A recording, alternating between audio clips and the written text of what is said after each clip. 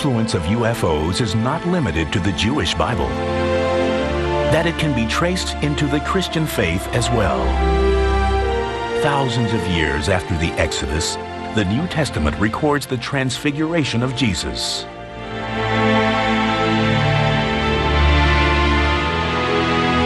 And he was transfigured before them. His garments became glistening, intensely white, as no fuller on earth could bleach them. And there appeared to them Elijah and Moses, and they were talking to Jesus. It was surprising to see Moses and Elijah on the mountain with Jesus, because Moses had been dead for hundreds of years, and Elijah, although he never died on earth, was taken off into the sky in a chariot of fire and was never seen again until now.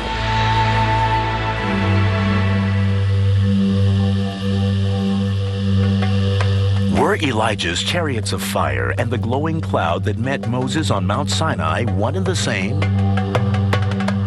And did that same cloud or UFO transport Elijah and Moses to Jesus' transfiguration? We have a pattern that's very much part of the biblical pattern. That is, some strange object shows up in the sky and a voice comes from it. You get this during the Exodus with a pillar of cloud and a voice coming to Moses. You get it in the Transfiguration story. So whenever you then look at the biblical prophets who are saying strange things, the issue is the extraterrestrial reality informing their minds to say the things they're saying.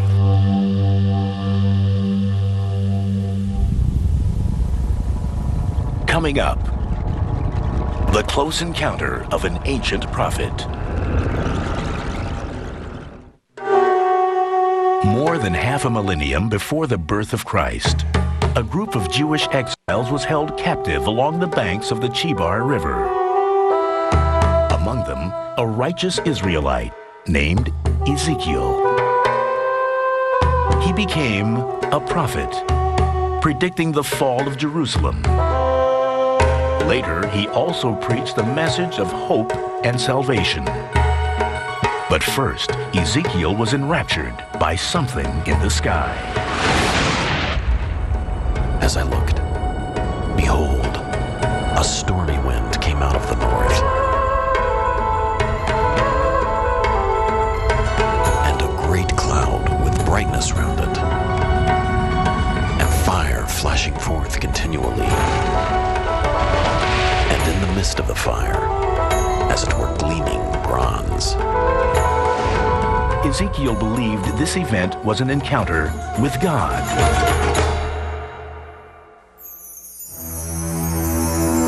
But UFO researchers wonder if it might have been something else.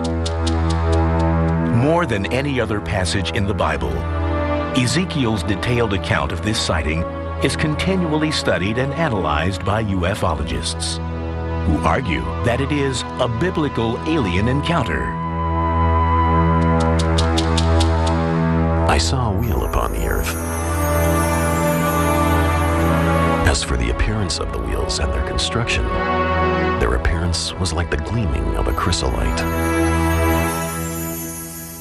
Ezekiel is describing a flying, spinning, glowing, metallic object that ascends and lands in front of him.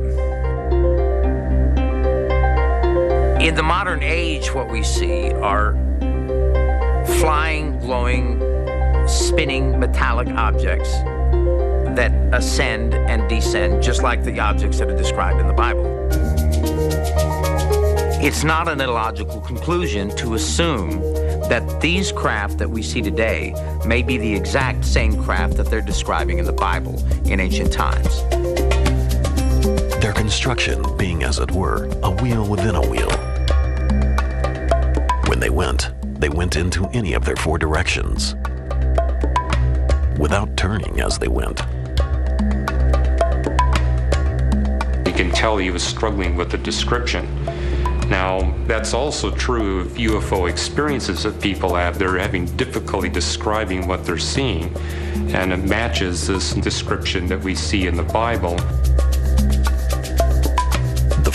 wheels had rims, and they had spokes. And their rims were full of eyes roundabout. What I believe he's talking about is devices, mechanical devices. And in the time that he was discussing this, there was nothing mechanical. The wheel was about the most sophisticated device that they had. When the wheels of Ezekiel hovered above him, he may have thought he was seeing a supernatural reality, but what if it was simply a high-tech reality? How do you tell the difference between the supernatural and the super-technological? The more highly technical a reality becomes, the more supernatural it seems. And from the midst of it came the likeness of 4 living creatures. Wherever their spirit would go, they went, and the wheels rose along with them, for the spirit of the living creatures was in the wheels. It describes an object that comes from the mountainside and actually disgorges some type of intelligent beings from its interior.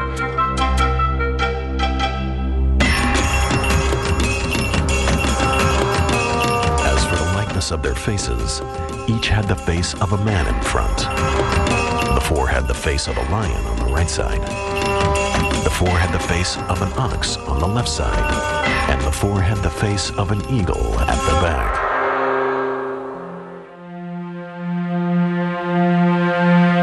In his day and time, quite literally, there's nothing unnatural in the sky.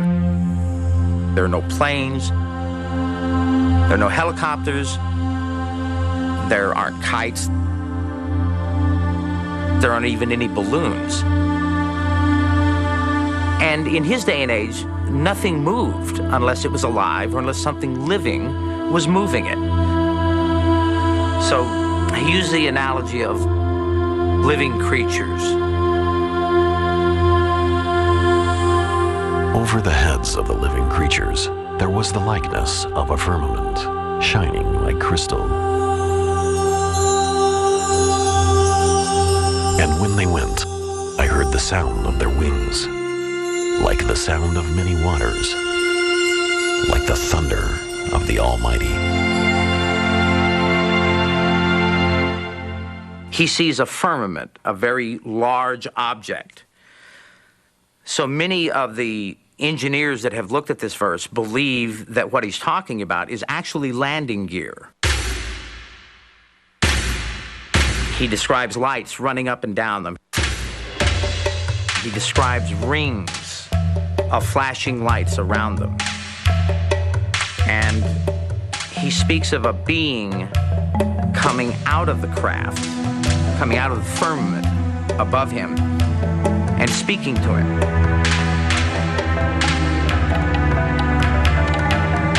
If these visitors were extraterrestrial in nature, why did they appear to Ezekiel? Did this initial encounter with Ezekiel lead to some form of mind control, which led him to write this very long book of prophecy about the future of Israel and about the military and political consequences of what was going to happen in the future?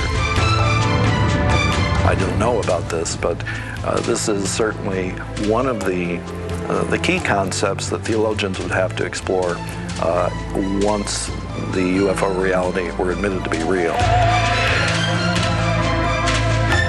Coming up, angels, messengers from God, or visitors from another planet?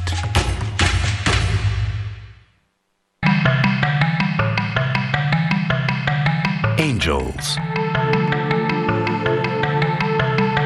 God's divine messengers. Their ethereal images appear in art and architecture across the millennia and around the globe. Mentioned hundreds of times in the Bible, angels were present at some of the most significant events in ancient history.